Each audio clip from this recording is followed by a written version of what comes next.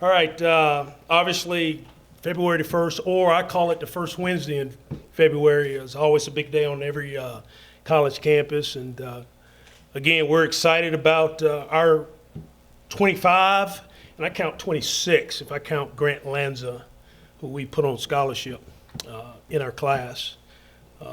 Really excited about the 26 guys that we have in our 2017 recruiting class.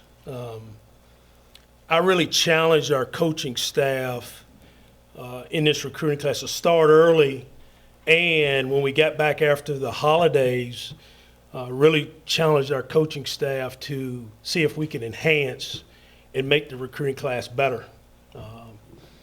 We had a bunch of guys committed early, and then, as a head coach, you're sitting around, you're not playing in a bowl game, it's the Christmas holidays, and you're saying, how can you make your program better? And you start looking at, hey, how can we upgrade this position? How can we do this?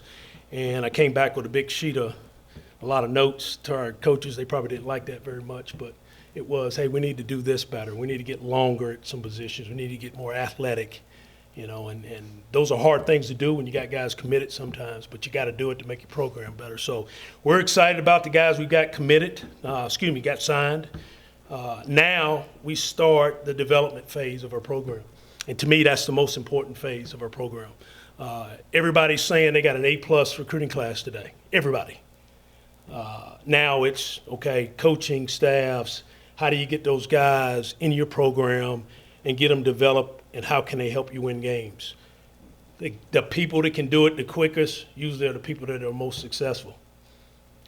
So that's a big challenge for myself and our coaching staff, is to take these 25, 26 guys now, implement them in our program, in our culture, and get them ready to go compete and help us try to compete in the Sun Belt and win championships, because that's obviously the goal for our class. I think we addressed some needs. We addressed some needs at quarterback. I think we got one that, I don't know if you guys have talked to him yet, Damian Williams, from grad transfer from Mississippi State. He's going to have an opportunity to come in here and compete and be our guy. And then we signed a bunch of guys behind him, we feel like are very, very talented. So we're really excited about that. I think we got better in our offense and defensive lines. Obviously, defensively, I feel like we got bigger. I think we got more athletic in our defensive line. I think we got longer in our offensive line. So we're excited about that too. So in the secondary, we've definitely upgraded at all four positions back there with four guys. So, again, we're excited about the class. I think when I took this program over, we didn't really have guys that could catch and return punts. I mean, we felt like we had zero, and I felt like we did that. So we got better at guys that can actually go back there and catch and return punts and not fumble the ball, and can keep us with the ball every time we catch it. So we felt like we got better at that. Open it up. Big thing that you've stressed since you've gotten here is culture change, how you want to change the culture. And now just about every publication out there is this the top class in the Sun Belt. How does this go towards changing the culture? I mean, bringing in guys that you've recruited, and they're your own guys with ideals that you like. What's this going to be like for the culture? Well, I think we've stayed true to what we are. I think that's the most important thing. We talked about culture change. We wanted guys that are winners, guys that come from winning programs, guys that are leaders on their team. If you look throughout the bios of these guys, they come from winning programs, most of them, and they're leaders in their school and on their football teams. We wanted that. Guys that love the game of football. The three questions that we ask, and our coaches know this when they go into a school or a home or into a guidance office or into the cafeteria to talk to the lady behind the lunch line. Does he love football? Okay. Will he strain for the things that matter? Okay. And if his team's important, does he show it to his teammates? We talk about that all the time with our football team. We talk that with the recruits that we bring in. Football, if they don't love football, how do you recruit them? There's a lot of kids. Just so you know, there's a lot of kids today that play football that don't love the game. They don't love the game. And that's important, that's number one. They better love it because they're going to spend an awful lot of time doing it. So I think we got that in this class. That was really important for us. You guys talk about number one to somebody. I don't know I don't know who does that. Here's what I do know. There are no undefeated teams in recruiting season. Just so we're all on the same page. There are no undefeated teams in recruiting. Alabama's not undefeated in recruiting, okay? So, I think we did an unbelievable job of staying true to our culture and what we want to get done. Coach, I'm so intrigued, and I've heard you say it before, but you talk about recruiting guys from winning programs. Yep. Guys who know what it takes to prep and win on game day. Yep. Can you expand on that a little bit more? Why that is a separator? Yeah, it's it's one of the baseline things that you look at, and you can study that. You go to the New England Patriots and some of the teams that are successful in the NFL and how they really evaluate and they sign guys and they draft guys. Same thing in college. We want to look at guys that know how to win. It's hard to teach a guy how to go win. It really is. It's hard. If he's 17, 18 years old and he doesn't know how to compete to win, what makes you think you're going to change him in 6 months? You may help him improve, learn how to strain a little bit more, but guys that know how to fight and scratch and go win games, that's really important for us, and that's one of the things that we look at. And you have to see that on tape, but then you have to go see it live. It's really important for our coaches to go see the kids play and see them compete in games. Then get them here at camp and put them in competitive situations in camp. One thing that we do in camp's not a cushy deal for us. It's a competitive deal when we bring them to camp. That guy competing against that guy, see if he'll compete. One-on-one, all those things. So I think it's important that you go find those guys. And, I'll give you a story. We're at App State last year, and I asked some guys to stand up and talk about, being in winning programs. We didn't have many guys that could stand up, that come from winning programs. And it kind of hits you in the face, So we're trying to, make a big emphasis on getting guys from winning programs in our program. That helps us go coach harder, go coach better, and it helps our team gel faster so we can go compete and win games. You mentioned over the past season that there was a gap in the talent that you need to win at this level, like you mentioned with the kick returning skill and talent. How far does this recruiting class get you to closing that gap to where you feel like you're at the talent level you need to be? Well, I don't know if I can judge it today, but hopefully by some point in time next year that we'll be able to say that we're more athletic and better. I think on paper we are, but you don't win games on paper. I think we're more athletic on paper right now, but I think it's going to show when we get those kids here in the summer and next fall. We're close. We're not there yet.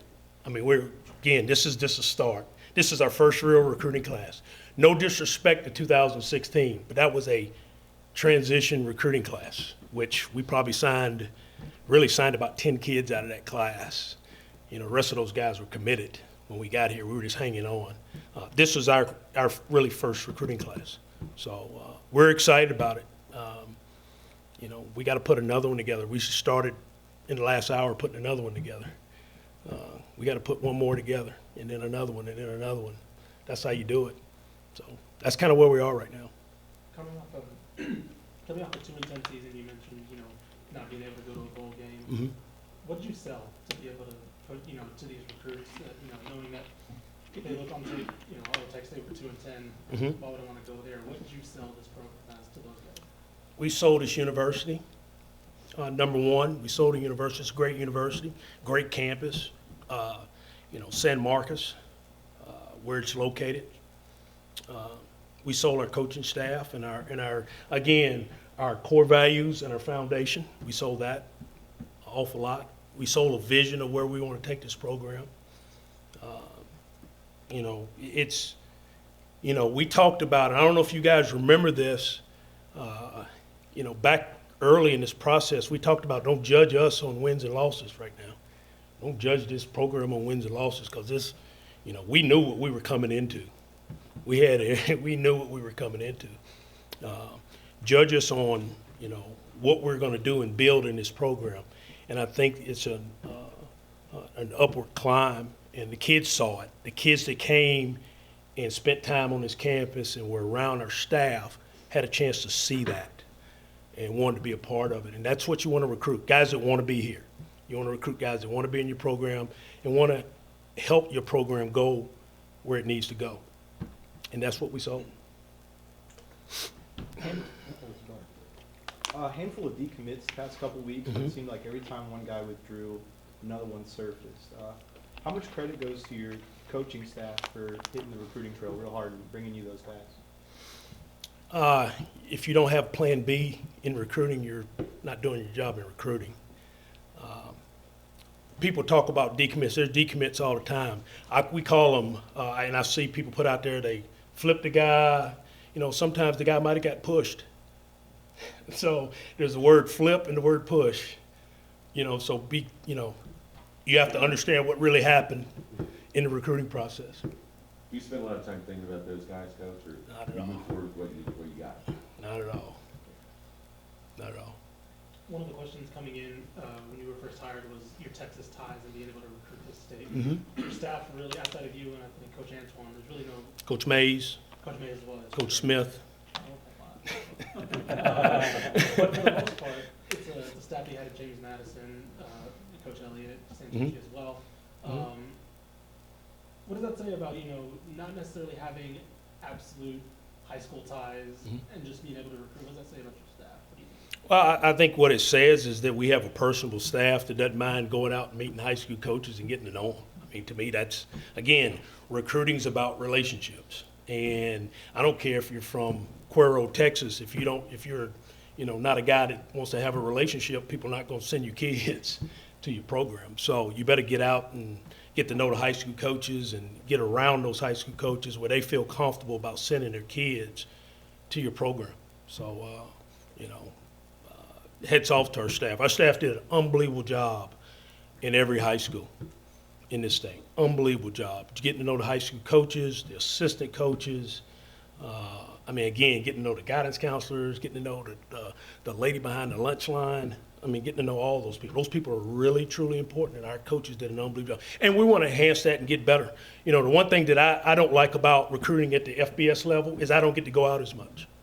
I went out the last 2 weeks of recruiting, and the last 2 weeks are, I'm going in and out of schools trying to, see commits and all that stuff. I love to go out and just spend days with high school coaches, because the high school coaches in this state, they want to sit down and talk ball. And that's what I love doing, sit down and talk ball. And I don't get to do that. I'm really kind of crazy about that, and I don't get to do it as much. And I wish I did. I wish I got a chance to go sit down in Coach Martin's high school down at Mandeville and just talk football all day long. I'd love to do that. And I don't get to do that as a head coach as much as I'd like to. So I think our assistants did an unbelievable job of doing that. Question was asked a minute ago about coming off a 2-10 season. What do you sell? You didn't mention maybe an increased opportunity to play immediately for Sure. these guys. Is that something that you guys did sell? And if so, what was the reaction from the guys that you got into? Well, we do sell that, but our big deal is, can you help our football team go win championships? That's what we try to sell. And we put it kind of back on the kid. Hey, can you help this football team be better than 2-10, and go win championships? And we want to go recruit those kind of guys. We're at the point now, if these kids, these 25, 26 kids are ready to play, then we're going to put them out there on the field. Again, we're not into saying, okay, this class is going to redshirt. We're not into that. Our whole objective, just so you guys know, is to build a pair and a spare at every position. Okay? That means 2 guys that can go play, and then 1 that's chomping at the bit ready to go play. If you do that at every position, then you got a chance to go compete for championships. So we're still a long way away from building that pair and spare. We had 68 scholarship players last year. The number's 85, just so everybody knows. We're a lot down. We're not at 85 right now. So we're still working to get to 85, just so everybody understands that. So, yeah, we do sell go play, but we're still working on getting more guys. You mentioned Grant Lanza, you Mhm. put him on scholarship. Can you talk a little bit about him and why you made that decision? Yeah, I mean, Grant was a guy that, from the day he got here and spring and then this fall in practice, I get a chance to evaluate everybody on our football team on the practice field. He's the guy I actually got to see every day work. And his motor and his effort and his desire to be successful on the football team fits right in line with our core values and our foundation, what we want to be in our culture. And it was easy for us. It was easy for me to say, get that guy a scholarship. He's going to help us next year playing on Saturdays. Coach, you mentioned a guy like Grant. Mm-hmm. How much of an impact did the current players have on recruiting? Yes. And what's your philosophy as far as your current guys being recruiters? Yeah, big time. He was, Damian and Grant were probably our two biggest recruiters. Damian, Yeah, who just got here? who just got here. Wow. That just tells you a little bit about his leadership skills. He was big time in helping us. And Grant was, I just saw Grant in the weight room 5 minutes before I walked in here. I went up and said, thank you for what you did in recruiting, because he really, really helped us and sold our staff, our vision, our culture to all the kids that he touched in the recruiting process. And it's really big. We had others. We had others. Gabe Schrade did an unbelievable job. J.T. Taylor did an unbelievable job. And again, there's other guys, but Grant was a big help, and all our players that we used in the hosting and recruiting did a really good job.